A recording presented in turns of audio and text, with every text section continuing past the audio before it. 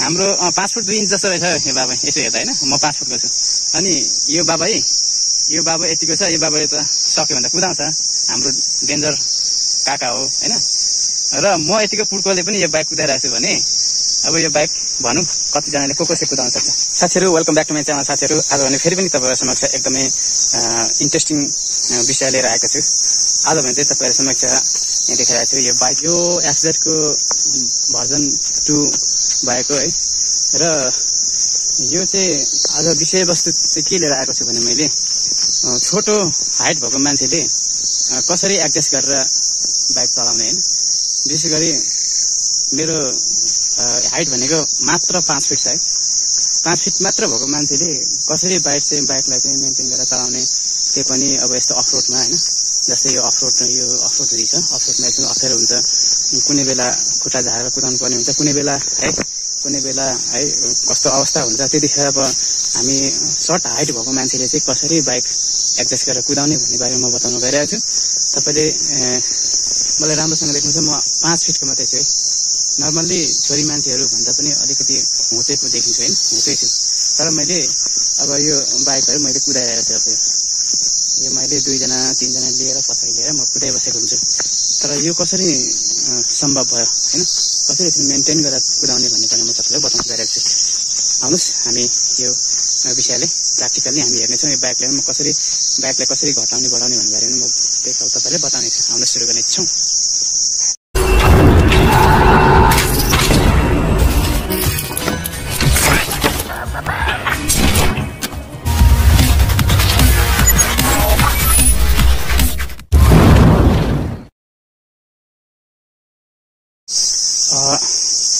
सर्वप्रथम त हेर्नुस्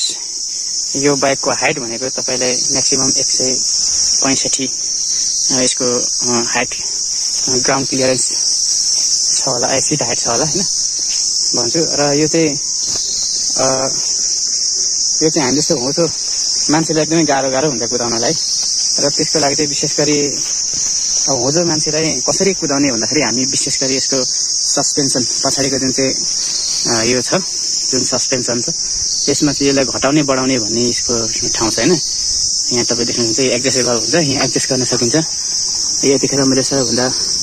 लो एडजस्ट गरिरहेको छु है यतिखेर सबैभन्दा लो हाइट हो यो है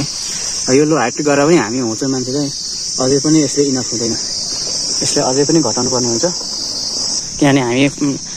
पामपुड्कोहरूलाई हैन 5 फिट हाइट भएकोहरूलाई चाहिँ यो अब अफरोडमा अनरोडमा त ठिकै छ हैन तर अफरोडमा त दुईटै खुट्टाले टेक्नु सक्नुपर्ने हुन्छ त्यही कारणले गर्दा हामीले यसलाई सबैभन्दा लो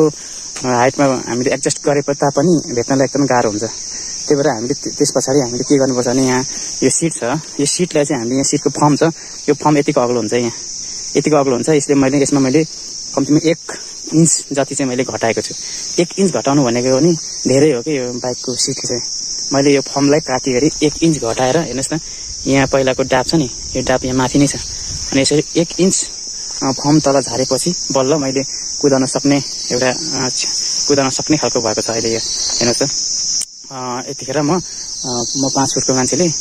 यो बाइक कुदाइरहेको देख्दा मान्छेले अचम्म मान्छ कसरी कुदाइरहेको छ भन्छ तर मैले चाहिँ यसलाई मेन्टेन गरेको छु एडजस्ट गरेको छु मेरो हाइट 5 फिट मात्रै छ 5 फिटको मान्छे कत्रो हुन्छ भनेर याद गर्नुहुन्छ होला सामान्य एकजना छोरी मान्छेको हाइट जतिको हो कि छोरी मान्छे पनि त्यही पनि ठिक्कको छोरी मान्छे र मैले चाहिँ अब यसलाई कुदाइरहेको छु अफरोडमा पनि कुदाउनुपर्छ यो पहाडको एरियामा हैन कुदाउनुपर्छ अब यतिकै एडजस्ट गरे पनि हाम्रो खुट्टाको बुढी औँठाले मात्रै दुईटैले छुन्छ तर बुढी औँठाले छुन्छ त्यति भयो भने खासै गाह्रो पर्दैन बुढी औँठाले छुने भनेको 6 बराबरै हो हैन झनै अब अलिकति अग्लो हाइट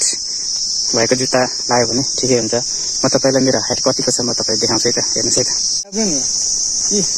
त एकछिन उब्नु बस्ने हैन साधारण हाइटको मान्छे म होचो हाइटको मान्छे यतिकै छु हैन अब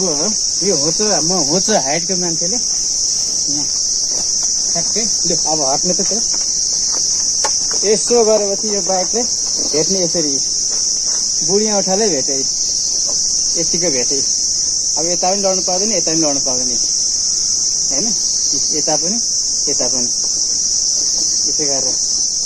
त्यो पनि गाह्रै हुन्छ अब यसरी चाहिँ छोटो हाइटको मान्छेले कुदाउने बाइक यो हो है। यसरी भयो। अब यति भएपछि हातले नछोइ पनि दुईटा खुट्टाले यसो गरेर छ। हामी अब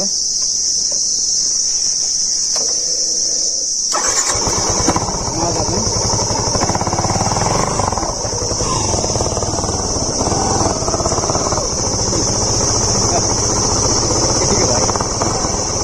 बुढी आँखाको यसरी